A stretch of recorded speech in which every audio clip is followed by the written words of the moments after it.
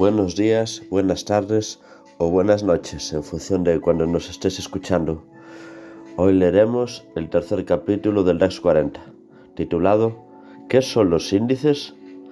Seguramente muchos de nosotros hayamos escuchado en las noticias hablar sobre el IBEX 35, el Nasdaq 100, el Dow Jones, el FTSE 100, el SP 500, etc.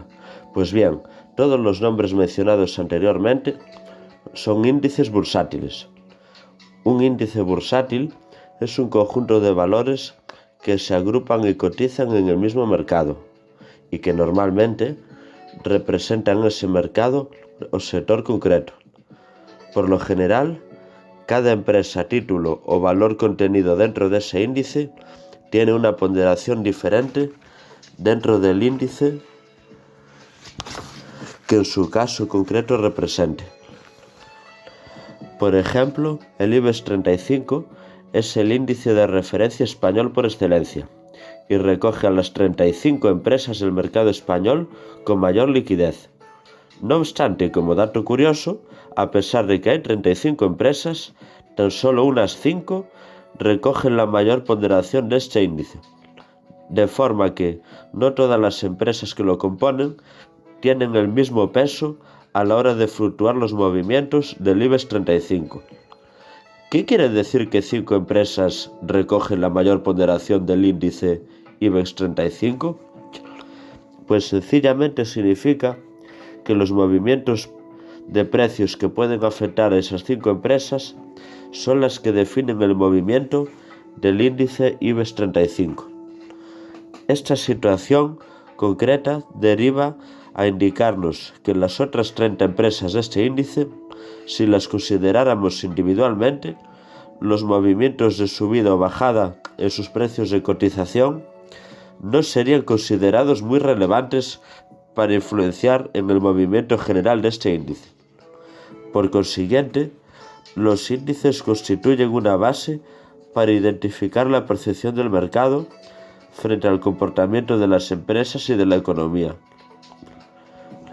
Existen una gran cantidad y variedad de índices, como serían índices mundiales, nacionales, como por ejemplo el IBEX 35, el FTSE 100, el DAX 40 de Alemania, el CAC 40 de Francia, Dow Jones de Estados Unidos, Nasdaq 100 de Estados Unidos, Bovespa de Brasil, Merval de Argentina, Nikkei 225 de Japón, etc.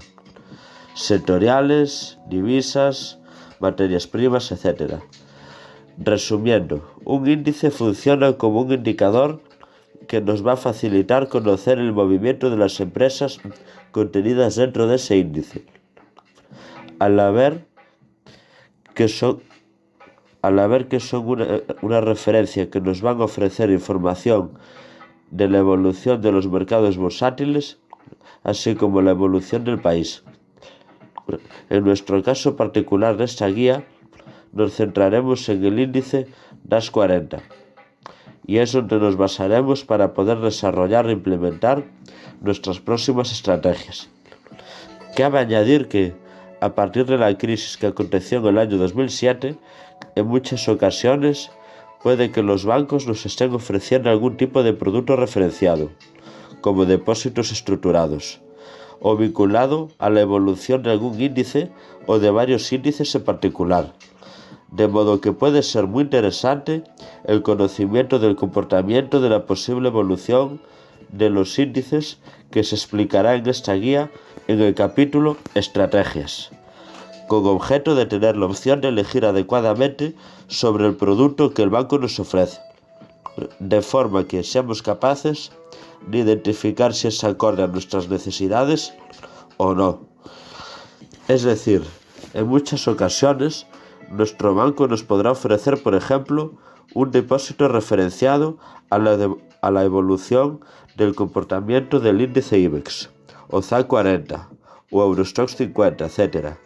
Y con la utilización de las estrategias que analizaremos en esta guía, podremos identificar el posible movimiento de estos índices y decidir si es interesante la propuesta que nos ofrece nuestro banco o, por consiguiente, es mejor buscar otras opciones de inversión.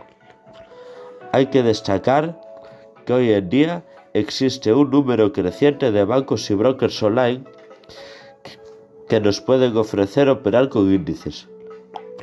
Además, en los casos vistos anteriormente, los inversores tenemos varias opciones para invertir en el DAX 40.